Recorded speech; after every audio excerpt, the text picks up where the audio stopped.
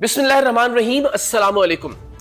दुआ ज़हरा केस पे मैंने आज से 6 दिन पहले यानी 11 जुलाई को पहली बार बात की और जो हकायक मैंने आपके सामने रखे, सच्ची बात यह है कि मेरा इरादा उन हकायक को हासिल करने का नहीं था। मैं एक और कोशिश में था और अल्लाह ताला की ज़ात जब रास्ते खोलना चाहती है किसी के लिए तो आपको वसीला और ज़रिया बना देती है, और ऐसा ही इस मामले में हुआ कि मेरे सामने वो चश्म कुशा, हैरान कर देने वाले, होश रुबा इंकशाफात सामने आए कि जिसने पूरी कौम को दहला कर रख दिया।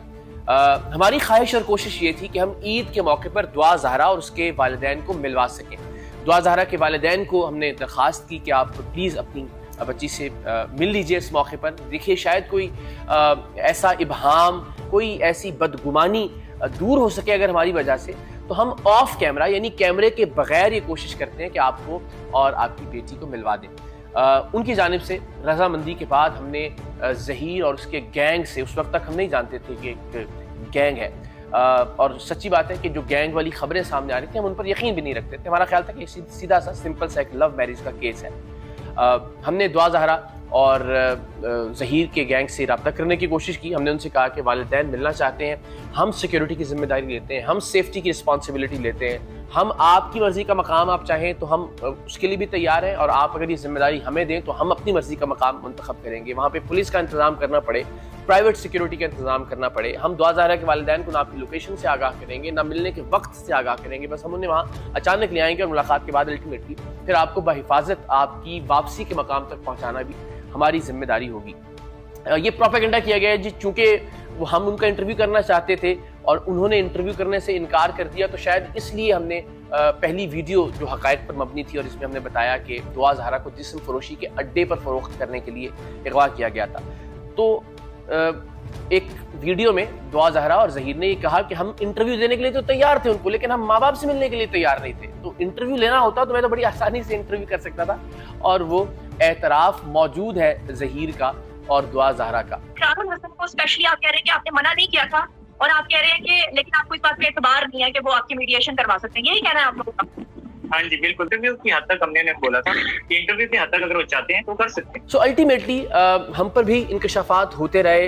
जब हमें अंदाजा हुआ कि ये क्यों नहीं मिलना चाहते, बहुत ही सिंपल सी बात है। आप एक तरफ कहते हैं हम वालिदैन को मैसेजेस कर रहे हैं, वो सीन नहीं करते, वो देखते नहीं है। दूसरी तरफ आप कोर्ट में जाते हैं, उनका सामना नहीं करते, वालिदैन की तरफ आंख उठाकर नहीं देखती बच्ची, इतना उसको ब्रेन वॉश किया गया है। तो ये मामला क्या है, और हमने फिर इस पर तहकीक करना शुरू की। तो एक के बाद एक राज पर से पर्दा उठना शुरू हुआ, और वो हमने आपके सामने रखा कि जिस तरह से जिस्म फरोशी के अड्डे पर फ़रोख्त करने के लिए दुआ ज़हरा को अगवा किया गया। अल्टीमेटली वो तमाम चीज़ें साबित भी हो रही हैं। फिर जब हम ज़ाहिर है इस गैंग में इन्वॉल्व हुए, इसके इन्फॉर्मर्स से हमने कुछ मज़ीद मालूमात हासिल की, तो हमें पता चला कि जो बार बार बच्ची से कहलवाया जा रहा है कि दुआ ज़हरा खुदकुशी कर लेगी अगर ज़हीर से अलग किया गया उसको, या दुआ ज़हरा कहती है कि मैं अपनी जान दे दूंगी अगर मुझे अपने वालिदैन के हवाले वापस किया गया। तो ये असल में उसको उकसाया जा रहा है कि वो या तो खुद सुसाइड कमिट कर ले, या ये कि उसको कत्ल कर दिया जाए, और अल्टीमेटली जो हमदर्दियाँ हैं वो ज़हीर और उसके गैंग के हिस्से में आ जाएं, और लोग कहें देखें कितने जालिम और कातिल माँ बाप हैं जिन्होंने अपनी बच्ची की ख्वाहिशों का कत्ल किया, और अल्टीमेटली वो बच्ची भी कत्ल हो गई। लेकिन बाद जब हमने तमाम तहकीकात की, बहुत यूट्यूबर्स की जानिब से, जो कुछ ख़ास यूट्यूबर्स इस गैंग का हिस्सा थे, उनकी जानिब से बहुत बदकलामी भी की गई। मैं हैरान हूँ कि दुआ ज़हरा के वालिद के बारे में, उस शरीफ नफ्स शख्स के बारे में न जाने क्या क्या कुछ कहा गया, कौन कौन सा इल्ज़ाम नहीं है जो उनके ऊपर लगाया गया। लेकिन अल्टीमेटली हक और सच की फतह हुई। हमारे इस केस पर पहली बार बात करने के सिर्फ 4 दिन बाद पुलिस ने इस पर मज़ीद काम करते हुए अपनी तफ्तीश में, अपनी प्रोग्रेस रिपोर्ट में इस बात का इंकशाफ किया कि ज़हीर उस दिन कराची में मौजूद था जिस दिन दुआ ज़हरा अपने घर से निकली। तो सादा सा सवाल है कि इस झूठ की क्या ज़रूरत थी?